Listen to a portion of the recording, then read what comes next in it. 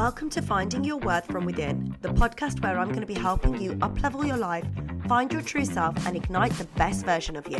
I'm your host, Aman Sana, your go-to self-worth mentor, facilitating hundreds of women to unlock your self-belief, master your emotions, and take back control of negative thoughts. We're going to be covering everything self-worth for South Asian women, how to ditch your self-doubt, kick other people's judgment to the curb, and learn how to finally use your voice clearly and with confidence. With the practical tools and spiritual teachings that I give you in this podcast, don't be surprised when this magic begins to massively elevate your life. So whether you're going for a walk, driving home, or listening with a cup of coffee, let's get stuck in.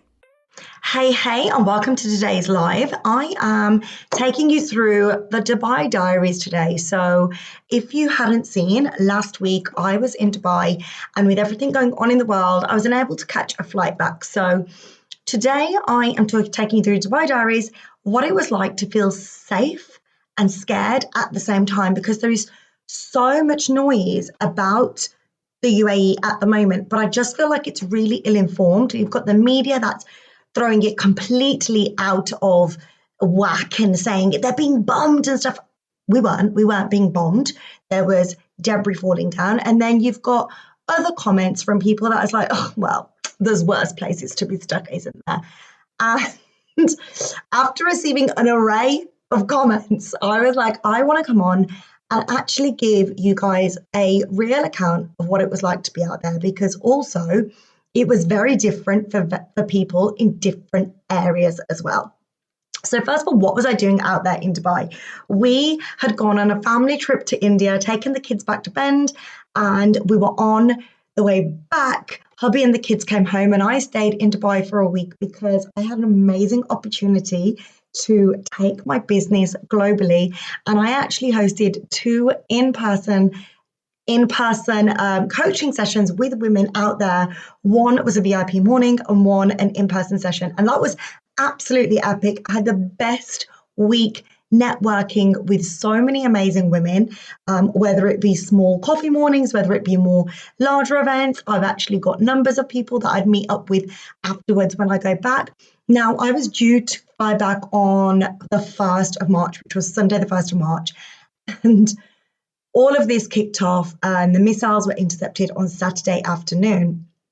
Again, I had no idea at this time. I was actually at brunch with a friend, and we're just like dancing away, eating away, drinking away. And hubby's messaging me like, shit, are you all right? Like, is everything going fine? And I was like, babe, we're chilling. Like, we're having a dance.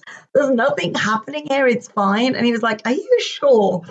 Anyway, we'd not heard much at this point. We then move on to the Palm. Yes, we move on to the Palm, where we're having drinks at West Beach, and we sit down on the beach with a group of girls and we go to order our drinks. And in that moment, we literally see debris falling from the sky and hitting the Fairmont, which was 2 towers away from us.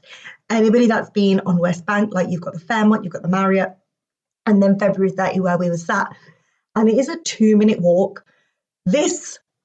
We were like, get the fuck out of here. Get out of here now. But even then, it was the strangest thing, because it wasn't panic. It was just get in a cab, let's go. Got in the cab, got back to the hotel. All the girls went their own way. And again, in the hotel, this was the scary part. I'm not going to lie. A, I was by myself in the hotel.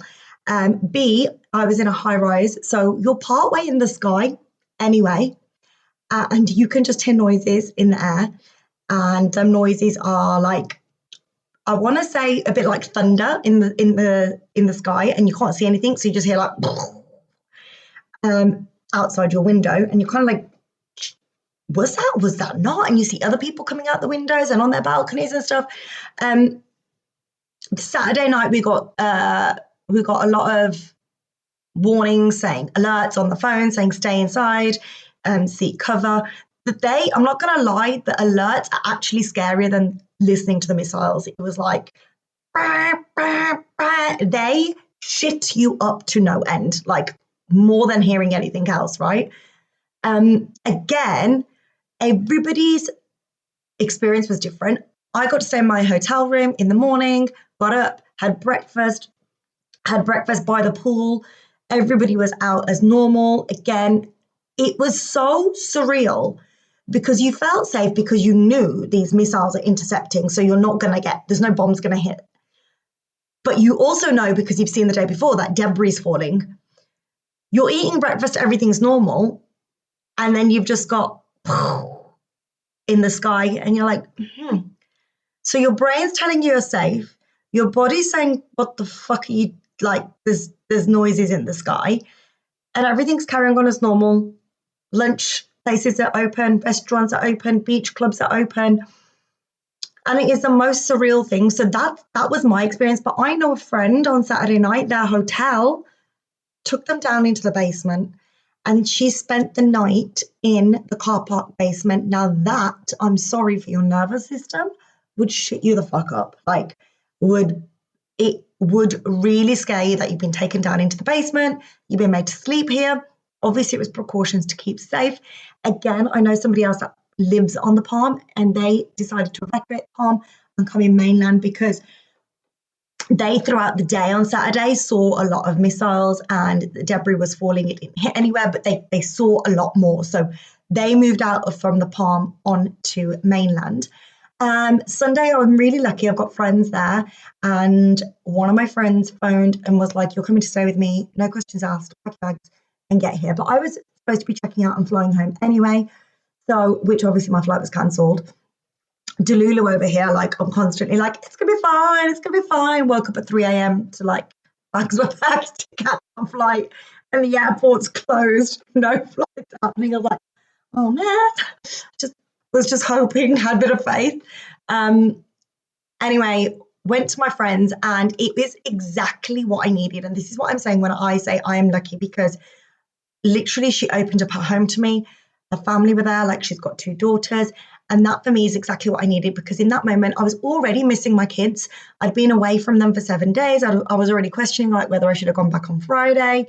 On like Thursday, I was like, should I just see if there's a flight tomorrow? And I didn't listen to my intuition and I didn't listen to that niggle. And I was like, nah, it's only 2 days, you'll be fine. Just stay.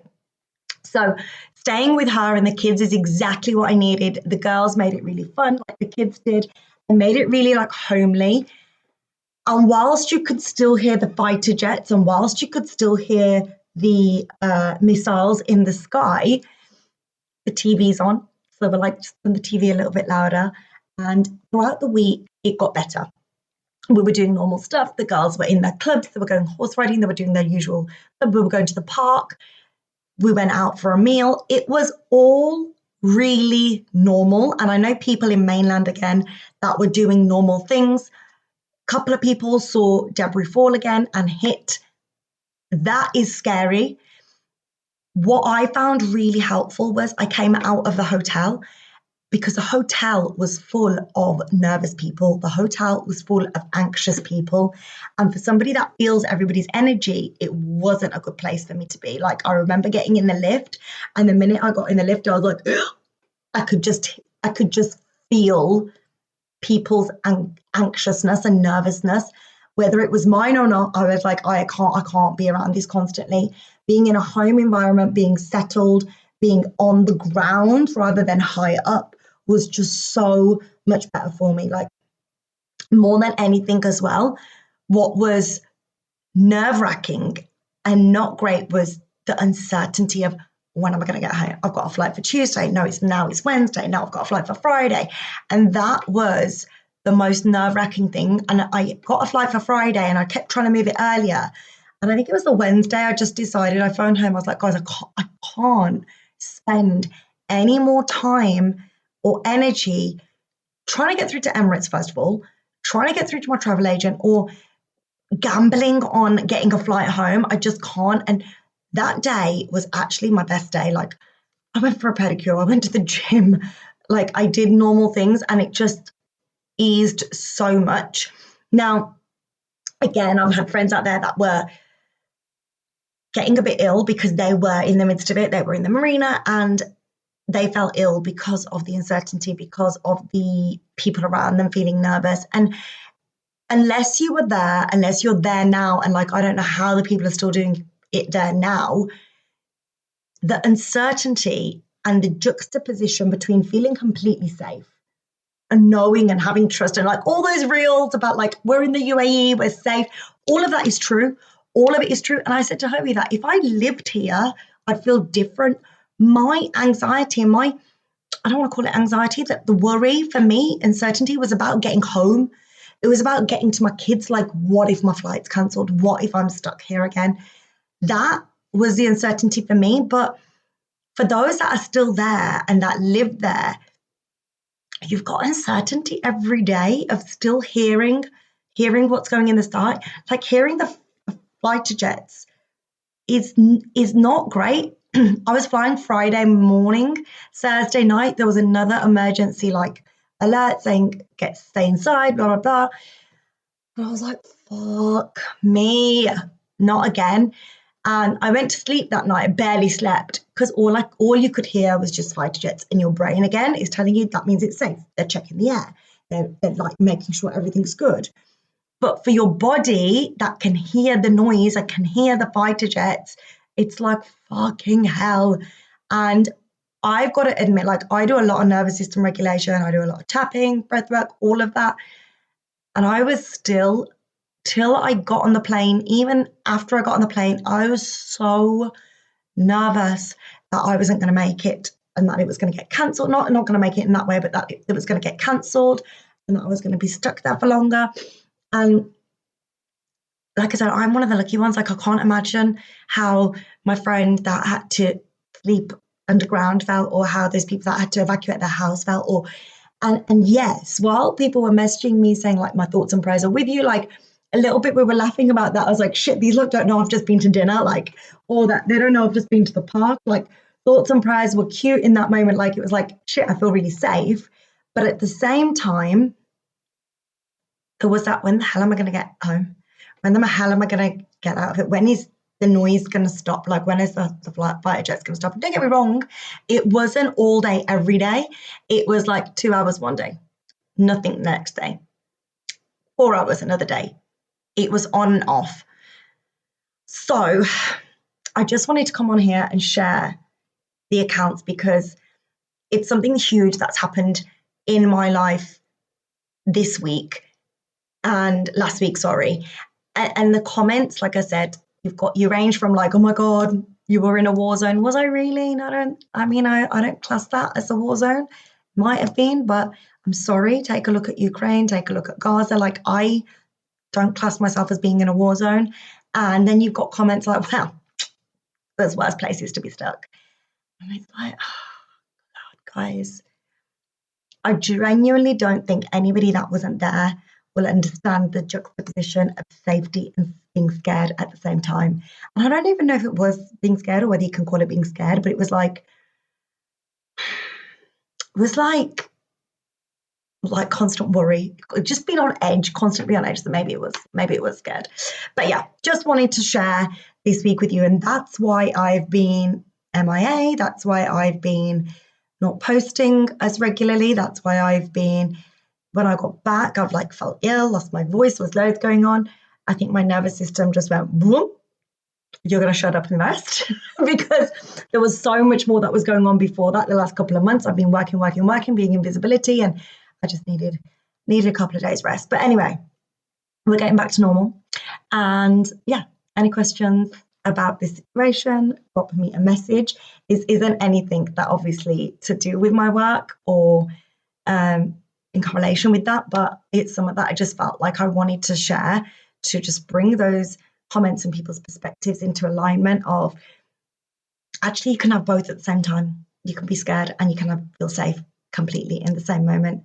Totally get how you feel. I'm going to do a reel on my Dubai trip. Yeah, yes, because certain people like that just messages in the comments, like they were there and we're messaging each other, and yeah, I feel like only the people there can get it. But anyway, as always, thank you for listening, and I enjoy seeing you on the next episode. Thank you so much for listening to this episode of Finding Your Worth from Within. If today's message resonated with you, it would mean the world to me if you could follow, rate, and leave a review. Share Sharing the podcast with someone that you feel may benefit is the best way to help it grow and spread this important message. To stay connected between episodes, come hang out with me on Instagram @Mentoring. Can't wait to see you there.